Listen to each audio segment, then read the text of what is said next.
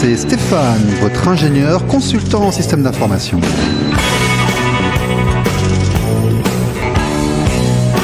Bonjour, c'est RLP Business.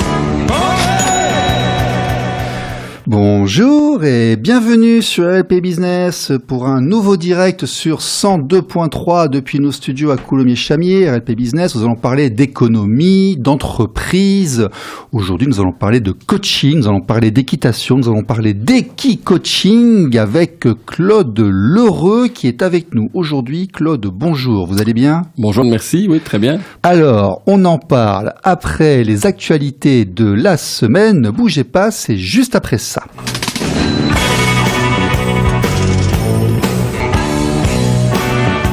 Les actualités. Alors en France, les métiers du coaching et de l'équitation prospèrent. La quête du bien-être, de performance, de loisirs. L'équitation, troisième sport français avec 700 000 licenciés, génère 11 milliards d'euros et emploie 65 000 personnes. Nous avons 9 500 centres équestres qui produisent 555 millions d'euros. Avec les courses hippiques au PMU qui pèsent lourd. Nous exportons des chevaux. Les chevaux ont des coûts élevés et les métiers équestres, réglementés par le BPJEPS, emploient 114 000 personnes, dont 25% de moniteurs. Premier secteur. Deuxième secteur, le marché du coaching, estimé à 750 millions d'euros en 2024, croît de 12% par an. Il y a de plus en plus de coachs. Le coaching professionnel, publicité par 70% de cadres et de jeunes talents, répond à un besoin d'agilité dans un monde incertain. Les entreprises investissent massivement, 86% notent une hausse de productivité. Le coaching sportif en ligne, boosté par des plateformes comme TrendMe, s'inscrit dans un marché du fitness, on en avait parlé ici notamment, et 58% des Français privilégient le sport libre. Mais l'absence de régulation du terme coach pose problème, 53% des Français le confondent avec du conseil, et seuls 4 000 à 20 000 des 100 000 coachs sont vraiment certifiés. Alors, coaching, équitation, équi-coaching, c'est le métier de Claude Lheureux. Moi, j'avais envie de lui demander, il a trouvé un secteur de niche, il a faire du coaching, c'est porteur, c'est ça la solution ? C'est une des solutions, oui. Ce n'est pas la solution, mais c'est une des solutions, bien sûr. Pourquoi ? Pour moi, ça va beaucoup plus rapidement qu'une séance de coaching simple. D'accord. Parce que le cheval ne me laisse pas le temps de réfléchir. À une époque, on envoyait les employés faire du saut en parachute, ou à l'élastique, un truc comme ça. Et là, maintenant, on les envoie faire du cheval en même temps. Une boîte de France, une grosse boîte de France a envoyé ses managers et ses équipes faire de la rando à cheval, en bivouac sous tente, pour souder les équipes. Il fallait par tous les temps. Chez une grande amie à moi, dans le Tarn. D'accord. Elle a fait ça pendant quelques années quand même. L'équitation comme outil de formation, de management. Alors l'équitation comme outil de formation et de management, l'équitation je suis pas sûr, mais le travail à pied avec le cheval tel que l'équi-coaching, l'équithérapie, mais c'est un secteur un peu différent, on peut en parler, mais en équi-coaching, oui, on travaille que à pied, je fais monter personne. Non, je veux dire par là, vous apprenez aux gens à gérer leurs émotions, à gérer les autres. C'est du management quelque part. Donc quelque part, c'est de l'école pour management. Vous travaillez, vous renforcez, vous créez, vous vous occupez en fait des managers de maintenant ou en devenir via l'outil du cheval, c'est ça ? C'est ça, c'est ce qu'on peut appeler le soft skill. Développement, de développer ça. D'accord, très bien. On en parle tout de suite. C'est l'invité de la semaine, c'est Claude Lheureux. Ne bougez pas, c'est juste après ça.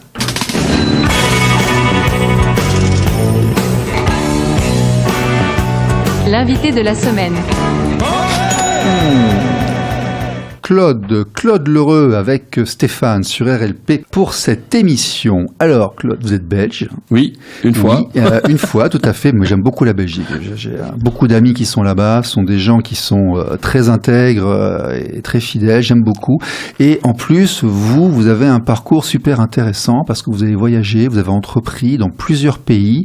Allez, expliquez-nous rapidement, là, qui est Claude Lheureux et comment devient-on Claude Lheureux aujourd'hui ? Alors, rapidement, Claude Lheureux, il a commencé à travailler à 14 ans.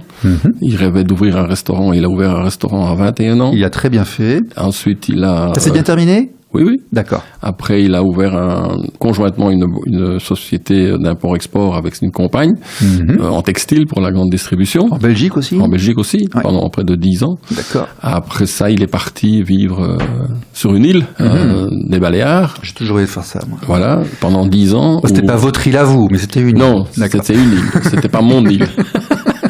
Ça ne m'appartient pas. D'accord. Malheureusement ou heureusement, j'en sais Je rien. sais pas. En tout cas, pas encore. En tout cas, voilà. Et c'était une belle expérience, 10 années où j'ai rencontré aussi, j'avais déjà rencontré en Belgique à l'époque la médecine chinoise et ainsi de suite. Et donc, c'est là que je commence un parcours en développement personnel pour moi et très intéressant. Dans la même occasion, dans le même temps, je veux dire, je pars 1 an en Bulgarie pour monter comme consultant pour monter une entreprise de transformation de viande de volaille dans l'agroalimentaire.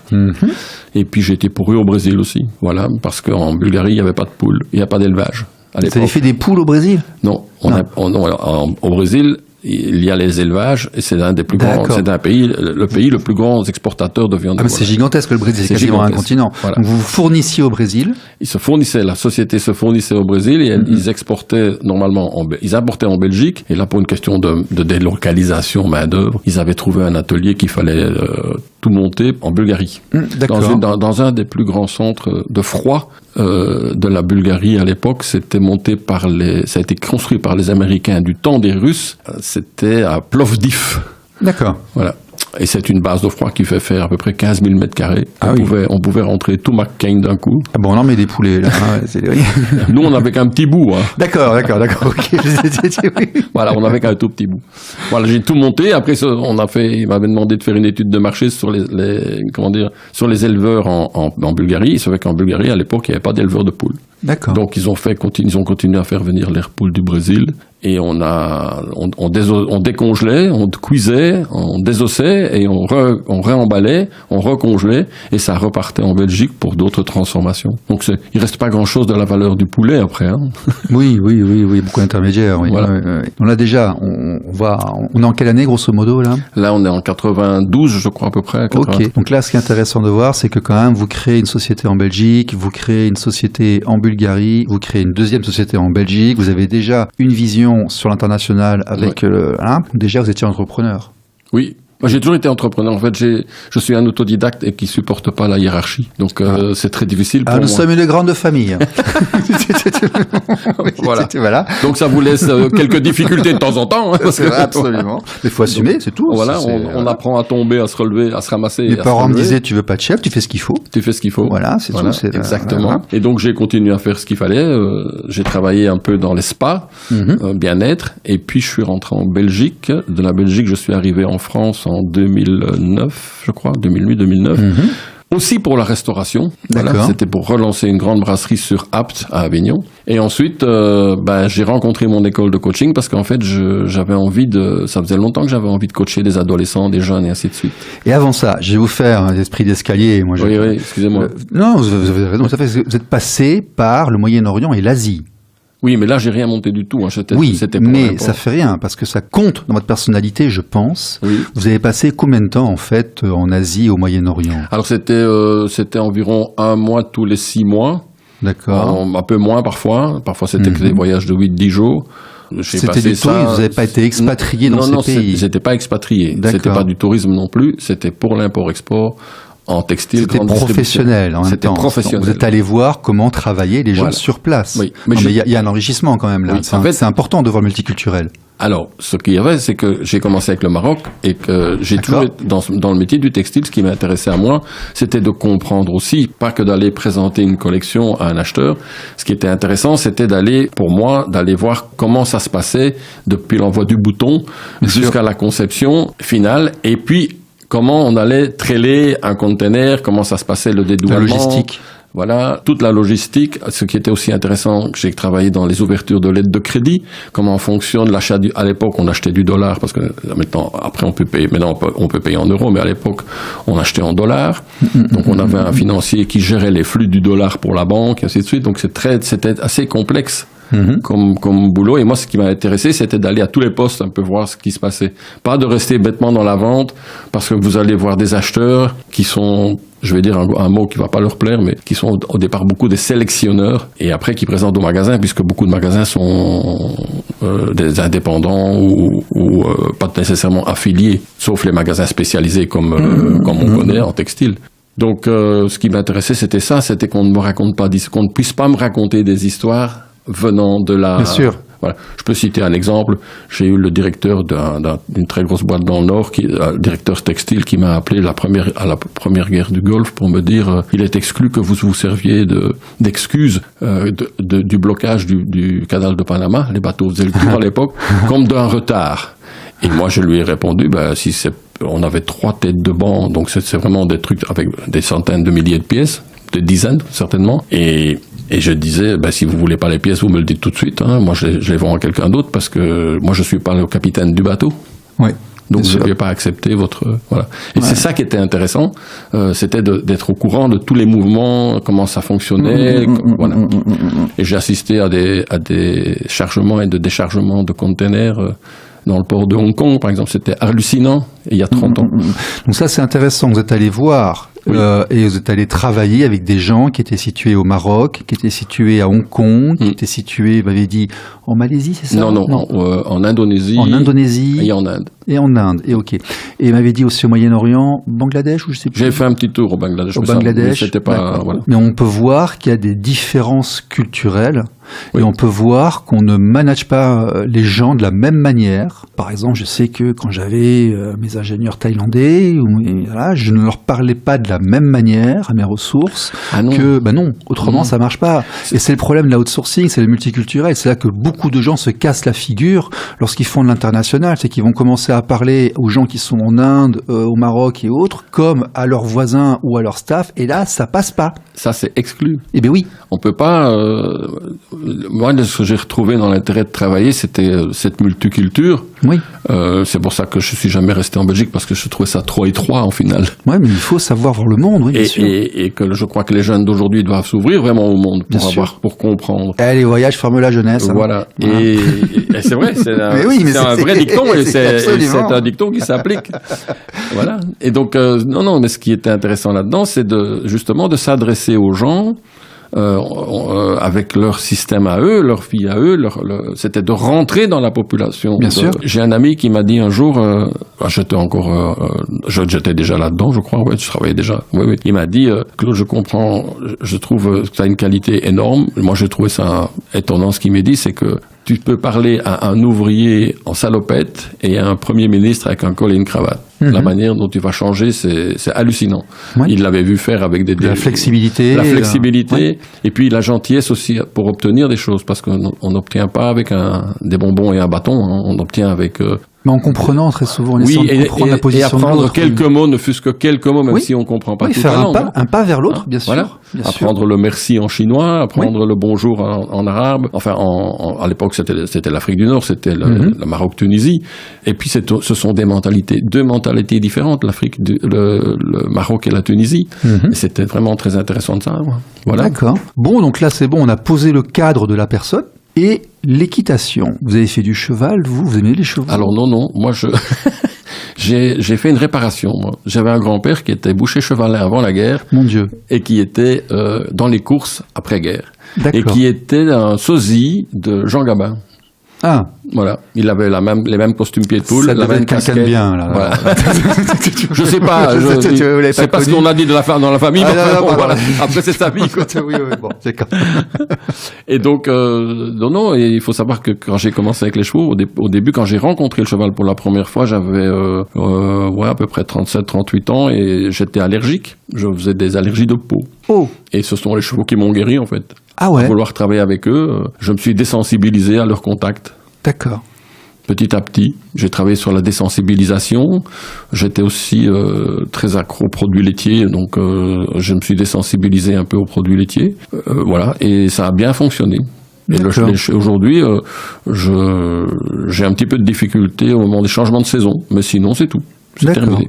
Et qu'est-ce qui vous a donné l'idée d'aller faire de l'équi-coaching? Alors, d'abord, je me suis formé au coaching Oui, simple et pur, d'accord. le vrai coaching dans une école de coaching à Roussillon qui est... On a vu, il y a du contenu. Voilà. Après, il faut transmettre. Voilà, et à exact. transmettre est aussi un métier. Donc, coacher, ça veut dire diriger. Vous étiez déjà manager. Vous aviez déjà une vision du monde multiculturaliste, on va dire. Après, vous avez appris à transmettre et à diriger en one-to-one, en fait. C'est ça. C'est hein ça. D'accord. D'abord, j'ai voulu me former parce que mon idée, c'était d'aller plus vers l'adolescent, la jeunesse. D'accord. Et donc, je me suis formé au coaching à Roussillon, dans le sud-est, D'accord.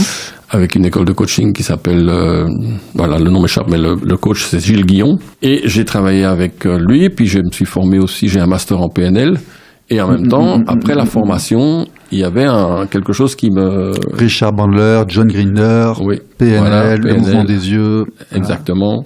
Et puis la CNV, Marshall, Rosenberg, avec la communication non violente, très intéressant également. Ensuite, j'ai fait une formation je viens de terminer il n'y a pas longtemps, une formation en constellation familiale. Ah, parce que je vous fais des faites ça aussi, constellations ouais, d'accord. familiales avec les chevaux également. Sophie Doxa, un petit peu, là ou Non, moi j'ai travaillé avec Emmanuel Marnet, D'accord. qui est une élève à Éric Laudière, qui était dans le sud-est, qui est dans le sud-est aussi, et à Jodorowsky. D'accord. Ok. Et donc, l'équi-coaching. Et donc l'équi-coaching. Pourquoi l'équi-coaching? Eh bien parce que je me voyais pas travailler dans une salle et expliquer des outils ou Avec un tableau blanc, un marqueur. paperboard, un marqueur, Ouais, comment on allait faire, comment vous alliez échanger, vous, manager ou dans le team, comment vous alliez Voilà. vous lier ensemble. Il fallait pour moi quelque chose d'autre. Un support. Et un support. Et j'ai retrouvé le cheval un jour dans le sud-est. J'ai un ami qui m'a invité chez des amis. Voilà. Là, je rencontre un Espagnol qui importe des chevaux. On discute, on papote en espagnol puisque je parle espagnol. Et puis le lendemain, je suis à cheval. Avec D'accord. un de ses chevaux, une de ses juments, tranquille. On fait une balade. D'accord. Et en descendant de balade, j'ai créé la première entreprise que j'ai créée, qui était Equi-Life Coaching. D'accord. Life Coaching, pourquoi? Parce que le coaching de vie, ça vient des Américains, qui ont transformé, qui sont arrivés au coaching de vie. C'est très anglo-saxon, le coaching. Oui.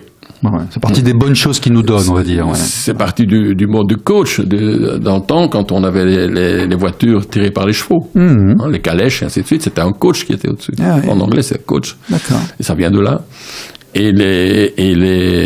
Donc les États-Unis avaient un petit peu d'avance, quand même, comme d'habitude, sur l'Europe. Et donc, je me suis intéressé à tout ce qui se passait par là. Et je me suis formé petit à petit. D'accord. Je me suis formé, j'ai fait un module dans Epona Quest de Linda Kwanoff. Elle a une formation qui permet de vendre sa formule à elle, mais ça coûte assez cher et il faut être enseignant de la méthode.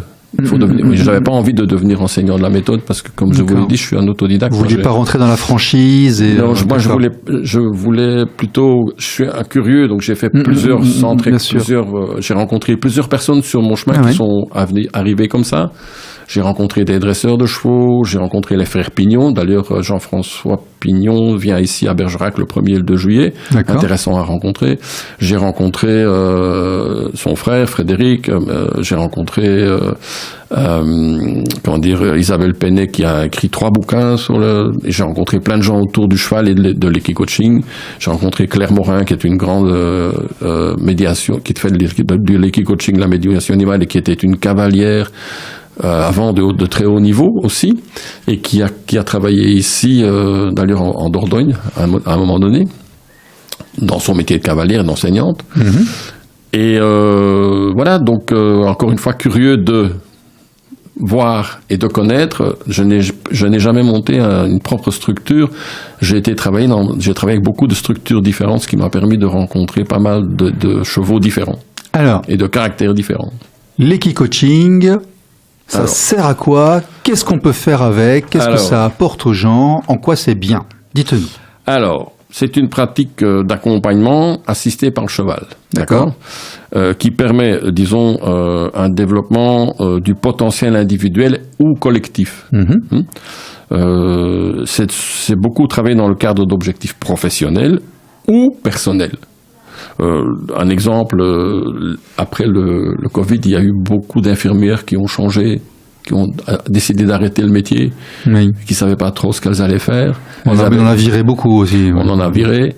Et donc, j'ai accompagné pas mal de ces femmes pour se reconvertir. D'accord. Elles avaient déjà une idée de leur reconversion, mais bon, c'était un peu sinueux pour prendre des décisions. Le cheval vous permet pas d'être indécis. D'accord? Donc, voilà. Et donc, j'ai accompagné pas mal de ces femmes. C'est un animal qui agit comme un révélateur. Hein, et c'est un partenaire d'expérience, en fait. D'accord. D'accord. Donc, comment expliquer ça? On peut pas mentir au cheval.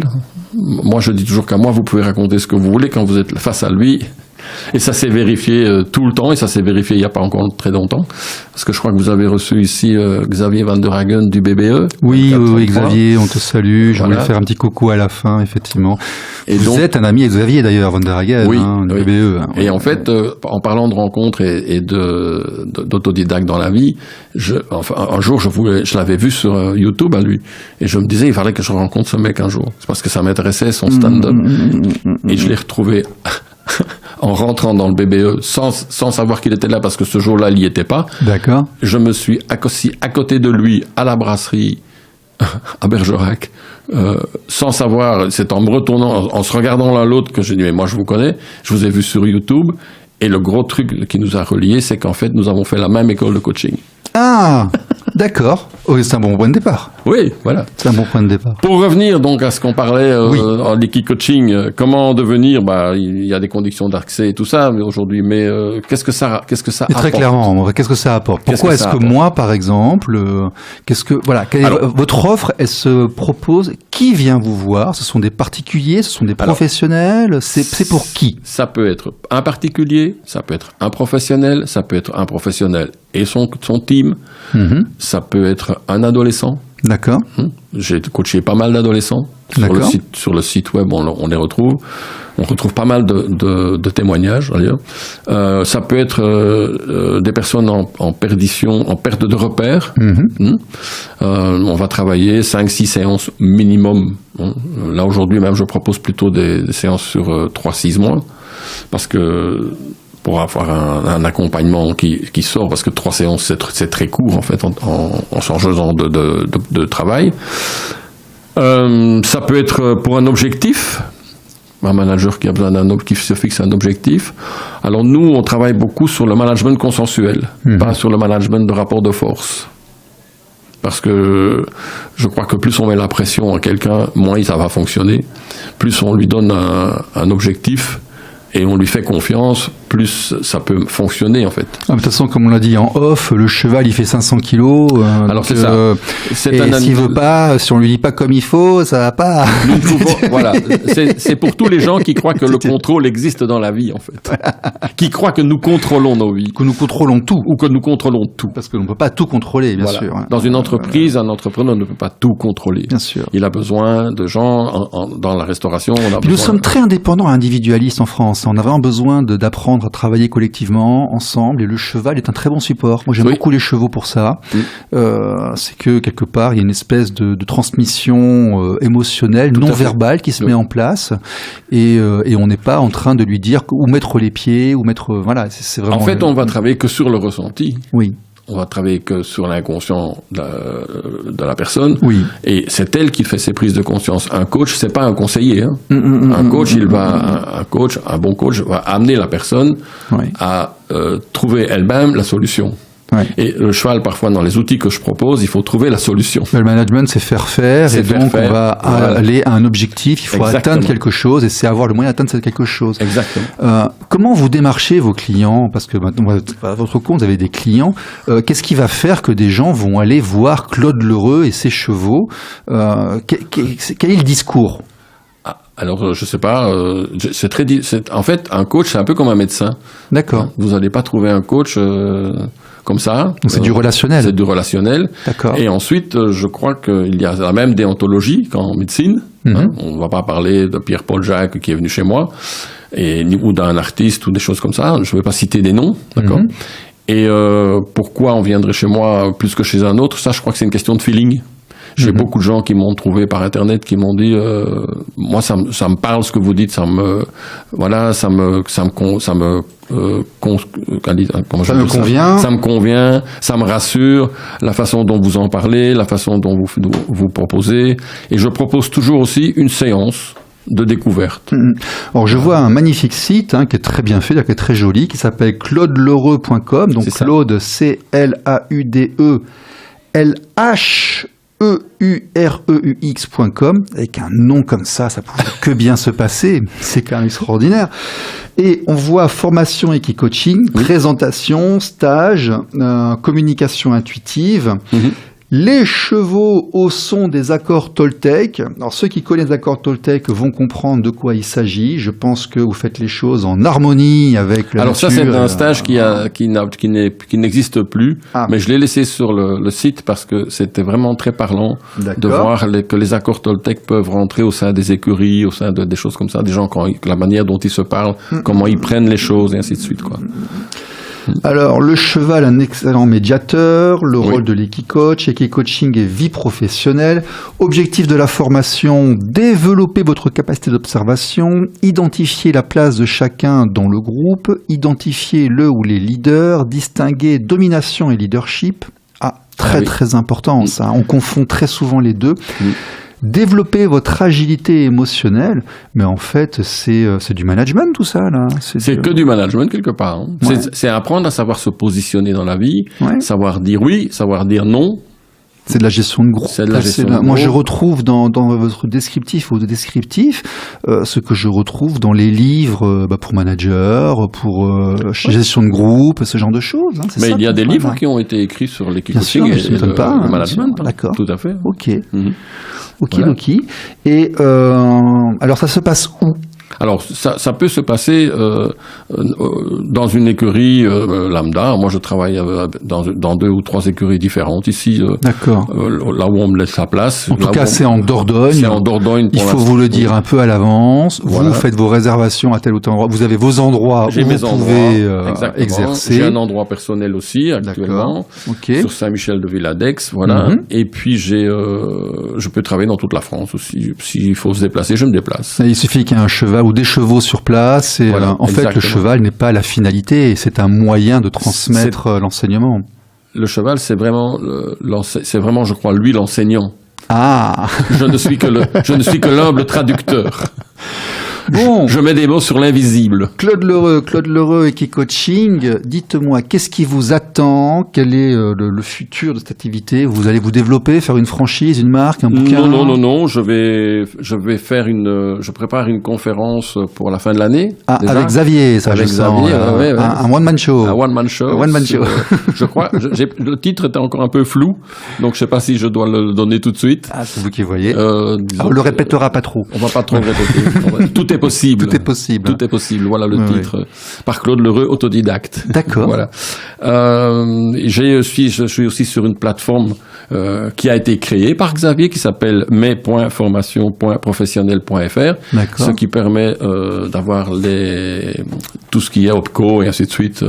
Voilà. Donc les gens peuvent Calliope, etc. Calliope.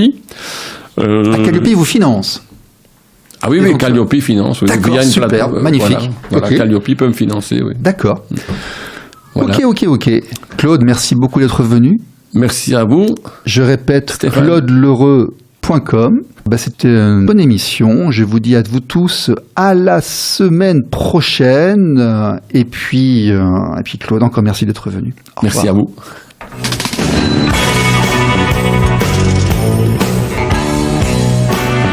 RLP Business. RLP. Radio libre en Périgord.